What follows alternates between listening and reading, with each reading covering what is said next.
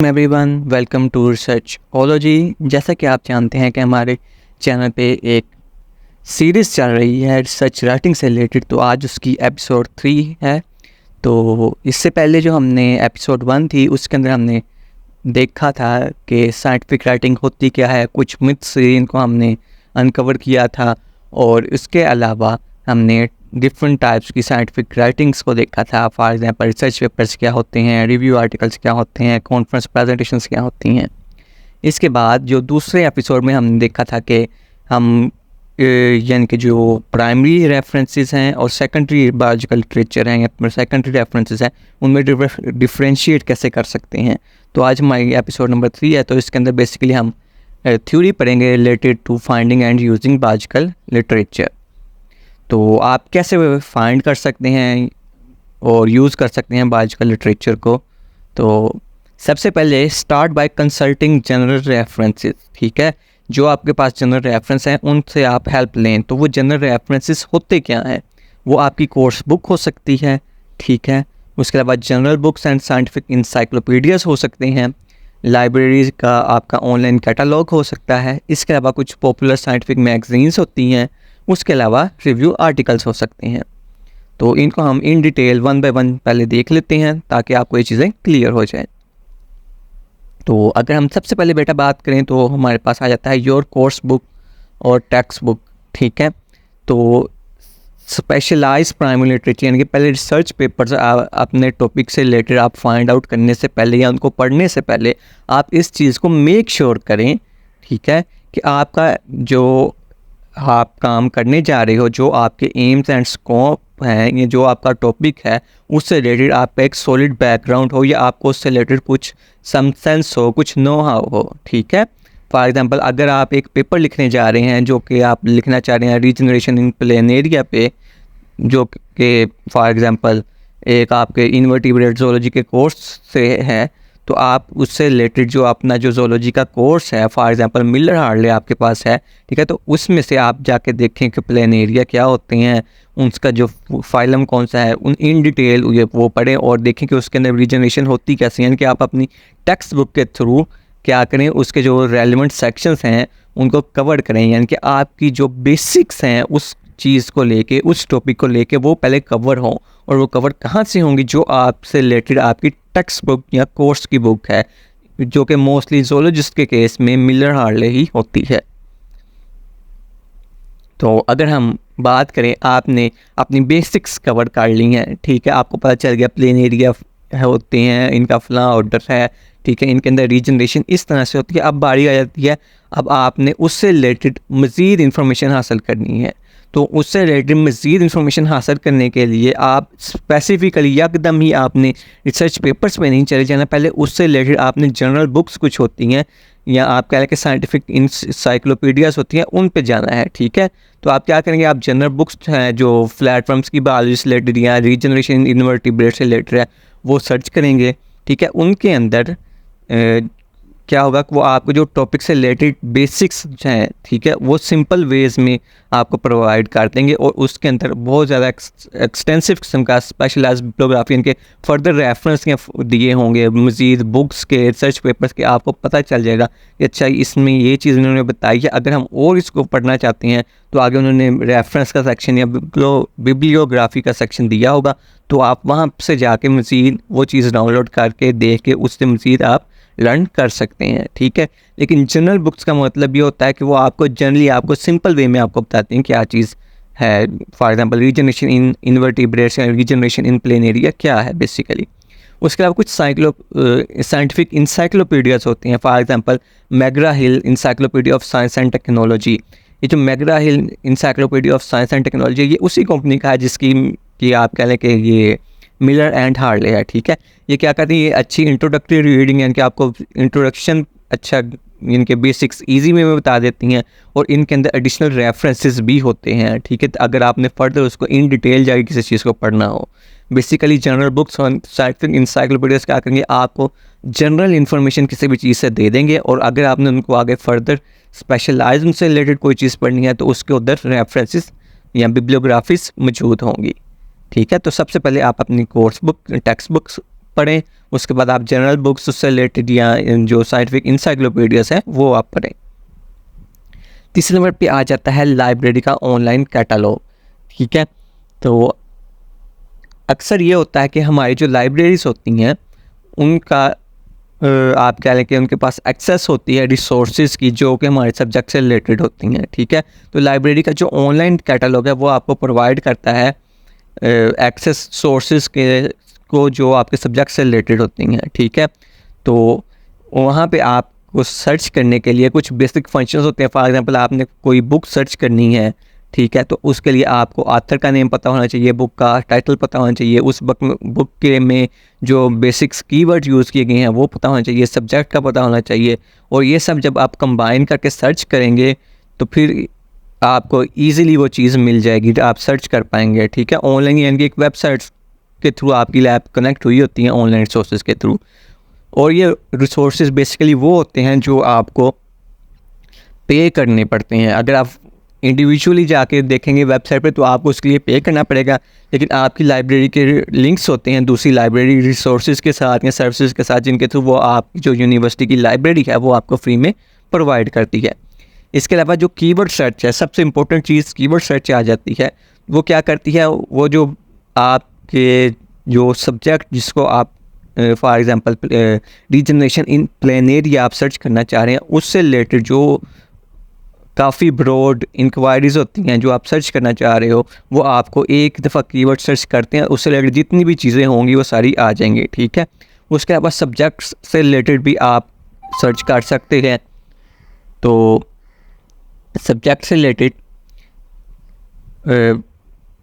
Searching जब आप करेंगे तो वो डिपेंड करती है आपकी कंट्रोल वोकैबुलरी पर। वो यानी कि फॉर एग्जाम्पल सेम वही चीज़ आपको पता हो कि मैंने क्या चीज़ सर्च करनी है।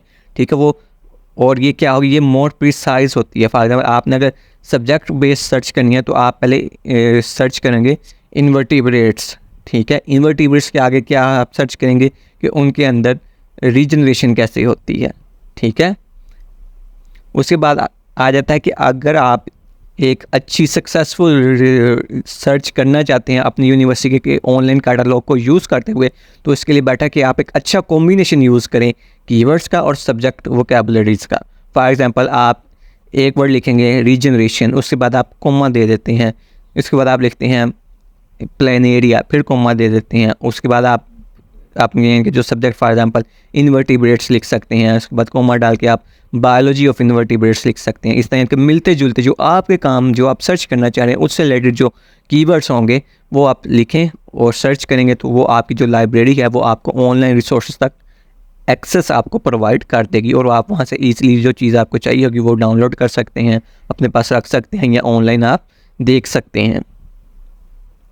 तीसरे नंबर पे आ जाता है पॉपुलर साइंस मैगजीन्स। ठीक है, तो जो जनरल बैकग्राउंड सोर्सेज होती हैं, यानी कि जनरल बुक्स हो गई, इंसाइक्लोपीडियाज हो गए, उसके अलावा जो पॉपुलर साइंटिफिक मैगजीन्स होती हैं, ये क्या करते हैं, ये जो आपको देखने में चीज़ें डिफ़िकल्ट लग रही होती हैं वो आपको इजी वे में प्रोवाइड कर देती हैं। ठीक है, इनके जो आर्टिकल होते हैं वो आपको किसी भी सब्जेक्ट मैटर का ओवरव्यू प्रोवाइड करते हैं, up to date overview provide करते हैं।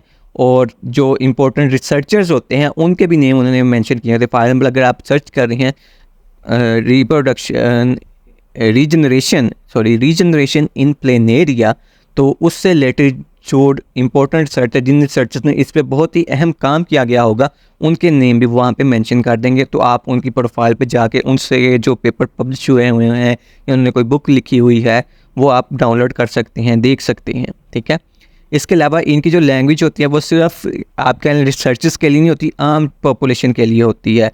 जो हर बंदा, इनकी जो रिसर्चर है या नहीं है, जो आम बंदा है, जनरल जो पॉपुलेशन है, वो ईज़िली उसको समझ सके। ठीक है, और इसकी वजह से क्या होता है, जो साइंटिफिक टर्म्स की वोकैबुलरी है उसके रिलेटेड आपको यानी कि चीज़ें होती वही हैं, लेकिन उनको आप ये सिंपल वे में लिखा हुआ होता है। तो जब आप उसको सिंपल वे में पढ़ के अपना माइंड क्लियर कर लेते हो, फिर आप इस चीज़ के लिए रेडी होते हो कि आप जो साइंटिफिक जर्नल जब आप पढ़ोगे, कोई रिसर्च पेपर पढ़ोगे, उसकी आप स्पेशलाइज्ड वोकैबुलरी आपको समझ आ सके। ठीक है, तो basically as are science students आपकी जो मेजर रीडिंग जो मटेरियल होता है वो आपका साइंटिफिक जर्नल्स ही होते हैं जिनके अंदर रिसर्च पेपर, रिसर्च आर्टिकल्स होते हैं। लेकिन उससे पहले बात यह है कि आपने अपना माइंड क्लियर करना है कि जो मैं चीज़ करने जा रहा हूँ या करने जा रही हूँ, ठीक है, वो होती क्या है। अब आप रीजनरेशन इन प्लेन एरिया पे काम करने जा रहे हैं और आपको पता ही ना हो कि प्लेन एरिया होता क्या है, तो इसका कोई फ़ायदा नहीं है, ठीक है। तो सबसे पहले उस काम से रिलेटेड अपनी आपने बेसिक्स कंप्लीट करनी है।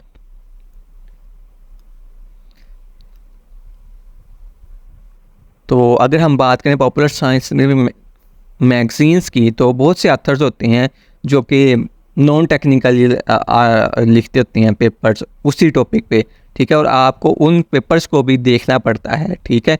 इनके उन्हें स्पेशलाइज इनके आप कह सकते हैं नॉन टेक्निकल से मुराद सिर्फ ऐसे पेपर्स, वो पेपर्स हैं जो सिर्फ रिसर्चर्स के लिए नहीं होते, आम लोग भी ईज़िली पढ़ सकते हैं, उन्हें समझ सकते हैं, ठीक है। वो भी इन पॉपुलर साइंस मैगज़ीन में पब्लिश होते हैं और आप उनको भी देख सकते हैं, समझ सकते हैं, क्योंकि वो आपके लिए ईजी टू अंडरस्टैंड होंगे। तो सम एग्जांपल्स जो हैं इन पॉपुलर साइंस मैगज़ीन के, वो डिस्कवर है, नेचुरल हिस्ट्री है, स्मिथसोनियन है, अमेरिकन साइंटिस्ट है, ऑडोबोन है, इसके अलावा साइंटिफिक अमेरिकन है, उसके अलावा नेशनल वाइल्ड लाइफ है, ठीक है। इनको आप गूगल पे सर्च करेंगे तो ये आपको ईज़िली मिल जाएंगी। तो उससे आगे जो आपके रिसोर्सेज आ जाते हैं आपकी बेसिक्स को कवर करने के लिए, या आपकी जो बिगिनिंग रीडिंग है उसके लिए, वो है रिव्यू पेपर्स, क्योंकि ये आपको एक्सीलेंट बिगिनिंग रीडिंग प्रोवाइड करते हैं, ठीक है।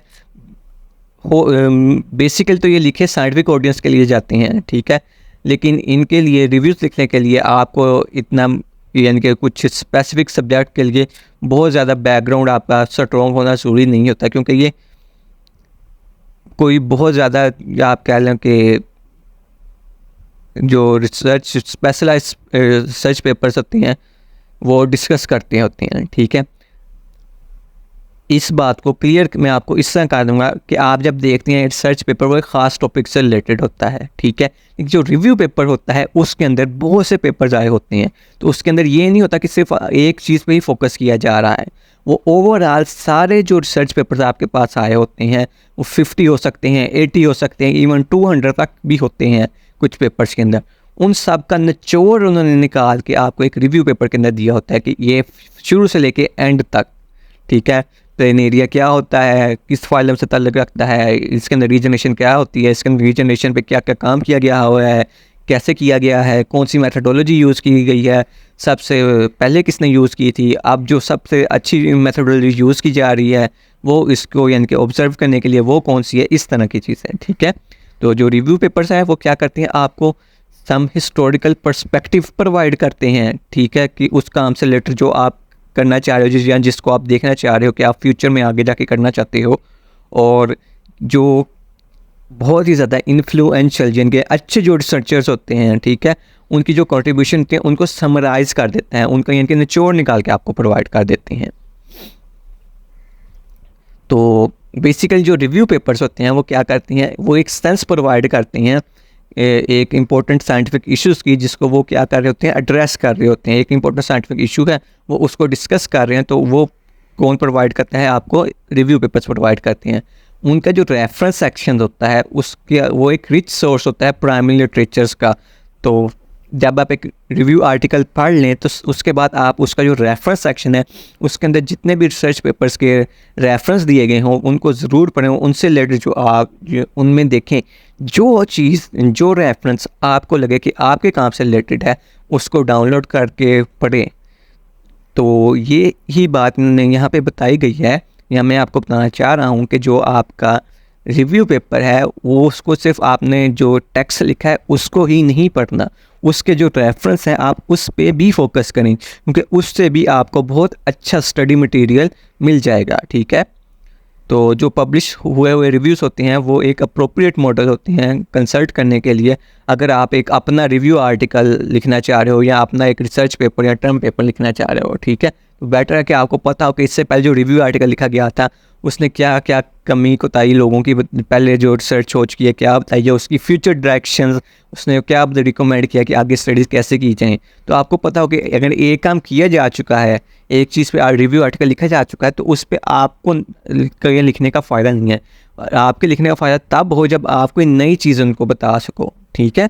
तो आप पढ़ें ताकि आपको पता हो कि दुनिया में जो आपका टॉपिक आप जिस पे काम करने जा रहे हो उस पे आपसे पहले क्या क्या काम हो चुका है, और वो आपको इन डिटेल या इन डेप्थ जो एनालिसिस है वो आपको रिव्यू आर्टिकल्स में मिल जाएगा या रिव्यू पेपर्स में मिल जाएगा। तो अगर हम बात करें रिव्यू पेपर्स की, तो कुछ ऐसे जर्नल्स होते हैं, फॉर एग्जांपल सिंथेटिक्स, वो क्या करते हैं, सिर्फ रिसर्च पेपर्स ही करते हैं पब्लिश, वो रिव्यू आर्टिकल्स पब्लिश नहीं करते। लेकिन जो ऐसे भी होते हैं जर्नल्स जो क्या करते हैं, रिव्यू आर्टिकल्स ही पब्लिश करते हैं, ठीक है। तो उनका जो रेफरेंस सेक्शंस होता है वो यानी कि प्राइमरी सोर्स होता है यानी कि जो लिटरेचर का, ठीक है। तो अगर आपका फोकस रिसर्च पेपर पढ़ने के बाद आपको पता चल गया कि मैंने ये काम करना है, तो फॉर एग्जांपल उसके अंदर 80 या 150 रेफरेंस दिए गए हैं, तो उनमें से रेफरेंस में से आप देखें कि आपके टॉपिक से रिलेटेड कौन कौन से हैं और वो आप पढ़ लें, ठीक है। तो इससे आपको क्या हेल्प होगी, आपका अपना पेपर प्रिपेयर करने में, जो कि आपका रिव्यू आर्टिकल भी हो सकता है और रिसर्च पेपर भी हो सकता है। तो बेसिकली ये थे आपके जो आप बेसिक्स को कवर करने के लिए आप यूज़ करते हैं, ठीक है। तो इसके बाद आ जाता है कि साइंटिफिक डाटाबेसिस, ठीक है, उनको हम कैसे यूज़ करें। जो भी रिसर्च पेपर्स हैं, रिव्यू आर्टिकल्स हैं, वो ना एक साइंटिफिक डाटाबेस के अंदर आप कह सकते हैं, डिफरेंट किस्म के साइंटिफिक डाटाबेसेस हैं, उनके अंदर उन्होंने उसको इंडेक्स किया गया होता है। उस आप साइंटिफिक डाटाबेस के अंदर जाके आप फॉर एग्जांपल प्लेनेरिया करके सर्च करेंगे तो वो आपको सारी की सारी बता देंगे, ठीक है। तो हम इधर इसमें अभी फ़िलहाल सिर्फ थियोरेटिकली अभी देखते हैं कि कौन कौन सी साइंटिफिक डाटाबेसेस हैं जो कि हम यूज़ कर सकते हैं। तो डाटाबेसेस की अगर हम बात करें तो ऑनलाइन जो डाटाबेसेस होती हैं ये क्या करती हैं, ये प्रोवाइड करती हैं, हमें एक्सेस देती हैं, ठीक है, कि हम प्राइमरी और सेकेंडरी लिटरेचर्स जो कि जर्नल्स के अंदर, उसके अलावा मोनोग्राफ, डाइसेशन या थीसिस के अंदर, उसके अलावा कॉन्फ्रेंस प्रोसीडिंग्स के अंदर, डॉक्यूमेंट्स या अदर रिपोर्ट्स जो हैं उनके अंदर जो प्रेजेंट हैं उस तक हम एक्सेस हासिल कर सकें, ठीक है। इन डाटाबेसेस के अंदर एक आप कह लें कि बहुत ही ज़्यादा ख़जाना छुपा होता है कंटेंट का, और उसके अलावा जो इसके बहुत ही ज़्यादा स्पेशलाइज्ड ऑर्गेनाइजेशंस होती हैं या इसके स्पेशल फीचर्स होते हैं, ठीक है। तो आप कह लें कि ये डिसाइड करना कि आपने कौन सी एक स्पेसिफिक डाटाबेस चूज़ करनी है, ये काफ़ी हार्ड डिसीजन होता है, ठीक है। तो आप ये नहीं कह सकते मैंने ये डाटाबेस ये यूज़ करनी है तो हमेशा ये यूज़ करनी है, क्योंकि आपको डाटा सर्च करने के लिए डिफरेंट डाटाबेसेस यूज़ करनी पड़ती हैं, ठीक है। तो यहाँ पे बहुत सी मल्टीपल किस्म की डाटाबेसेस हैं, उनके अंदर बहुत ज़्यादा ऑप्शंस हैं यहाँ पे कहेंगे, और कुछ डाटाबेसेस ऐसे भी हैं जो कि सेम मल्टीपल वेंडोर्स यानी कि सेम कंपनी की तरफ से ही आपको दी जा रही है। ऐसे होता है कि अक्सर एक डाटाबेस है उसके अंदर फर्दर 2 से 3 या इवन 15, 16, 20 या इससे ज़्यादा भी डाटाबेसेस हो सकती हैं, ठीक है। तो डाटाबेसेस के लिए आप अपना माइंड सिर्फ ये क्लियर करें, डाटाबेस से मुराद एक ऐसी वेबसाइट है जिसके अंदर आपको हर किस्म का प्राइमरी और secondary literature, in case of review articles आप कह लें, बुक्स, उसके अलावा रिसर्च आर्टिकल्स, थीसिस, किसी कॉन्फ्रेंस की प्रोसीडिंग, कॉन्फ्रेंस के अंदर जो पेपर प्रेजेंट किए गए वो डॉक्यूमेंट्स या कोई रिपोर्ट्स जो पब्लिश हुई हैं, वो सारी की सारी वहाँ पे आपको एक ही डाटाबेस के अंदर मिल जाती हैं। तो जो सब इम्पोर्टेंट डाटाबेस जो हम यूज़ करते हैं रिसर्च राइटिंग के लिए, उनमें सबसे पहले आ जाती है जो अक्सर शायद आपने नाम सुना भी हो, गूगल स्कॉलर आ जाती है। ये उसका साइन है, इस तरह आपको नज़र आएगा जब आप गूगल स्कॉलर गूगल पे सर्च करेंगे, ठीक है।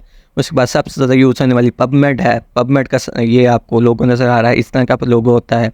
उसके अलावा वेब ऑफ साइंस है, ये आपको वेब ऑफ साइंस का लोगो नज़र आ रहा है। उसके अलावा science.gov है, गवर्नमेंट है, ये है। उसके अलावा स्कोपस है, उसके अलावा बायो1 है, उसके अलावा जस्तूर है, JSTUR। तो ये कुछ इंपॉर्टेंट डाटाबेसेस हैं जो कि हम यूज़ कर सकते हैं अपनी साइंटिफिक लिटरेचर को सर्च करने के लिए। तो ये जो आपका लेक्चर था ये बेसिकली थ्योरी बेस्ड था, लेकिन अब आपको मैं ये ज़रूर कहूँगा कि अब हमारे जो नेक्स्ट लेक्चर हैं वो प्रैक्टिकल से आएंगे। तो उनमें मैं आपको बताऊँगा कि आपने फॉर एग्जांपल गूगल स्कॉलर से डाटा कैसे सर्च करना है, कैसे आपको पता चलेगा कि जो चीज़ आप सर्च कर रहे हैं वही चीज़ आपको मिले, क्योंकि जब आप एक चीज़ सर्च करने ज़रूरी नहीं आपको वही चीज़ ही मिल जाए, ठीक है। तो ये चीज़ सर्च करने के लिए कि आप जो चीज़ सर्च करना चाह रहे हैं, जो आप टॉपिक सर्च करना चाहें, उससे रिलेटेड ही आपको मटेरियल्स मिले, वो आपने कैसे सर्च करना है और किस डाटाबेस पे कैसे सर्च किया जाता है, वो सारी इन डिटेल्स इंशाल्लाह आपको नेक्स्ट सेक्शन में मिल जाएगी। तो काइंडली इस चैनल को लाइक सब्सक्राइब करें और बेल आइकन को भी प्रेस करें और अगली वीडियोस ज़रूर देखें, क्योंकि उसके अंदर आपकी इन डेप्थ आपको यानी कि एक किस्म का प्रैक्टिकल करवाया जाएगा कि आपने गूगल स्कॉलर से डाटा कैसे डाउनलोड करना है, पबमेड से आपने कैसे डाटा डाउनलोड करना है, वेब ऑफ साइंस से आपने डाटा कैसे डाउनलोड करना है, science.government से, स्कोपस से, बायो1 से, जस्तूर, ये सारी डाटाबेसेस से आपने वन बाय वन आपको हर डाटाबेस की एक मैं वीडियो बना दूंगा ताकि आपको पता हो कि आपने डाटा कैसे सर्च करना है, फिर कैसे उस डाटा को आपने यूटिलाइज़ करना है, उस डाटा को आपने सेव कैसे करना है और फर्दर ताकि आप उसको फ्यूचर में यूज़ कर सकें। ठीक है, तो all the very best for our researchers. अल्लाह हाफिज़।